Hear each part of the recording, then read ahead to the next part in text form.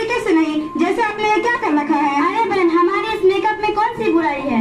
अरे बहन, आपने होठों पर लिपस्टिक और नाखूनों पर नेल पॉलिश लगा रखी है। और सुनो मेरी प्यारी बहन, इन चीजों में सुअर की चर्बी मिल रखी है और अल्लाह ताला ने जानवर के बाल को हराम करार दिया है और यही हराम चीजें अपने हाथ और होठों पर सजाए रखते हैं। तौबा तौबा बहन, आपने किस चीज का नाम लिया?